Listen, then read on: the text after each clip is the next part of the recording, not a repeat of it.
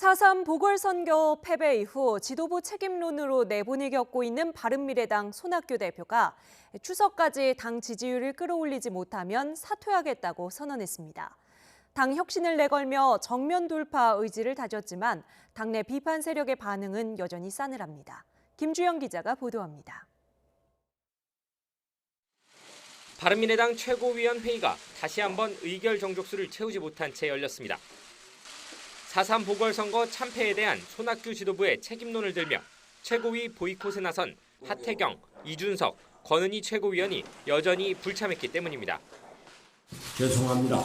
우리가 최고회의 의사정족수가 됐느냐 안 됐느냐 이런 것을 공개적으로 여러분들께 말씀을 드리게 돼서. 하지만 최고위 파행에 대한 손 대표의 해법은 사퇴가 아닌 정면 돌파였습니다. 손 대표는 최고위원 3명이 회의 불참으로 의결을 막는 건 해당 행위인 만큼 좌시하지 않겠다며 자신에 대한 사퇴론을 일축했습니다. 다만 올 추석 때까지 당 지지율이 두 자릿수에 오르지 않으면 스스로 물러나겠다고 밝혔습니다. 추석 때까지는 제3대 그림이 그려질 것으로 생각합니다. 이를 위한 바른미래당의 모습과 역할이 그때까지는 구체화될 것입니다. 그때까지 이를 만들기 위한 조석으로 당의 지지율이 10%에도 미치지 못하면 저는 그만두겠습니다. 그러면서 바른정당 출신인 오선의 정병국 의원에게 가칭 혁신위원장을 맡아 당 혁신을 이뤄달라고 요청했습니다. 거취까지 내걸며 강하게 혁신 기조를 내밀었지만 당내 분위기는 호의적이지 않습니다.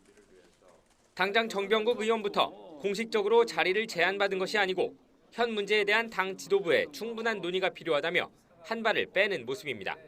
어떤 그런 수기 과정 회의 없이 각자의 의견들을 불쑥불쑥 언론에다가 내는 것은 옳지 않다 이런 말씀을 드렸어요.